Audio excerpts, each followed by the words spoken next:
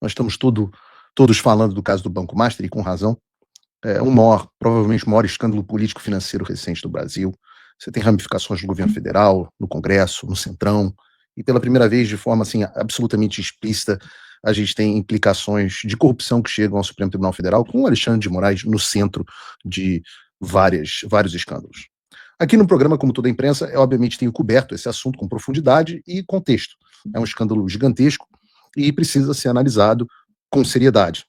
Mas existe um aspecto dessa história que me chamou muito a atenção e que, surpreendentemente, tem sido muito pouco discutido na sociedade brasileira.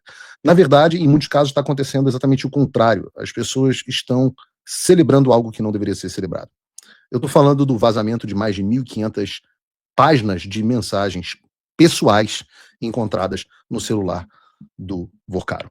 E a gente precisa ser muito claro aqui sobre o que a gente está discutindo. A gente não está falando de mensagens com Alexandre de Moraes, com Davi Alcolumbre, ou sei lá, qualquer outra autoridade pública. Se existe conversa envolvendo figura pública, tratando de assuntos de interesse público, isso evidentemente pode e deve ser objeto de investigação e escrutínio jornalístico.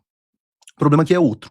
A gente está falando de conversas íntimas, conversas privadas entre um indivíduo e a sua namorada, conversas com mulheres diversas com quem ele se relacionava. Estamos falando aqui, em bom português, de peleleca, do Alan da TI, de detalhes da vida sexual de um indivíduo que simplesmente foram jogados na internet para consumo público. E claro, sejamos absolutamente honestos, muita gente riu. E eu também ri. Eu tenho esse espírito brasileiro irreverente, ainda mais sendo carioca, de fazer piada com tudo e rir de tudo, e isso pode ser bom. Quando eu vi até que o sujeito estava aparentemente pegando a Monique Alfradique, eu confesso que eu quase pensei em conceder uma medalha de honra ao mérito a ele. Mas passada a piada, o que aconteceu é algo extremamente sério. Eu nunca vi nada parecido na história da República. É verdade que o Sérgio Moro vazou conversas privadas do Lula durante a Lava Jato, que não continham relação direta com o caso. Aquilo já foi gravíssimo, e eu sempre disse isso na época. Aliás, eu sempre sustentei que o Moro era e agiu como um criminoso naquele episódio. Mas mesmo ali havia uma diferença importante. Eram conversas com atores políticos e sem conteúdo íntimo ou sexual.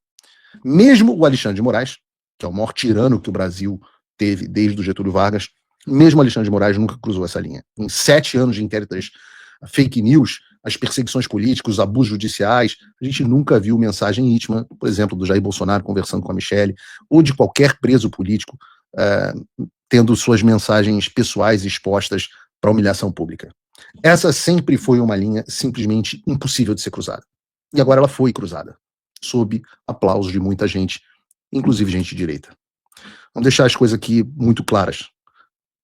Essa é uma atitude imoral e criminosa.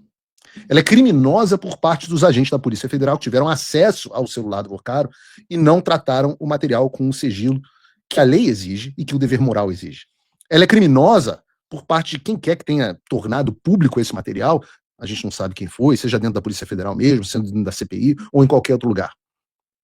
Agora, ela é profundamente antiética e imoral também por parte da imprensa, que decidiu transformar esse material íntimo em espetáculo público.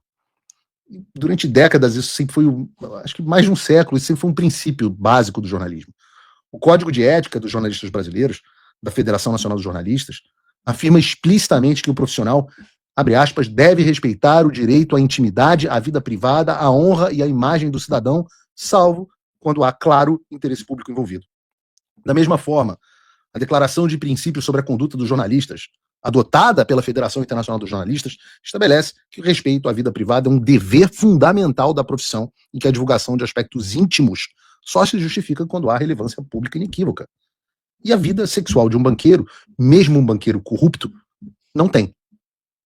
Mas alguém muito inteligente disse certa vez algo que hoje parece cada vez mais evidente, né? Que o jornalismo profissional morreu.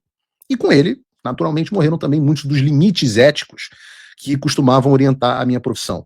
E o que sobra, em grande parte, ou quase na totalidade da mídia hoje, é o mesmo padrão moral de um tabloide sensacionalista de quinta categoria. O clique virou a única métrica, o escândalo virou produto, a dignidade humana virou matéria-prima. Mas, para eu ser honesto, eu não tenho nenhuma expectativa com jornalismo profissional. Então, portanto, não tenho decepções. A minha decepção nesse episódio não é com a imprensa. Minha decepção nesse episódio é com o público. especificamente com o meu público, especificamente com o público que se considera de direita, com pessoas que se consideram cristãs, conservadoras, e que aplaudem esse vazamento, se regozijam com esse tipo de exposição, e que dizem coisas como, não tô nem aí para os direitos do Porcaro, ele não teve ética, então ninguém precisa ter ética com ele, tem mais é que vazar mesmo. E deixa eu ser específico,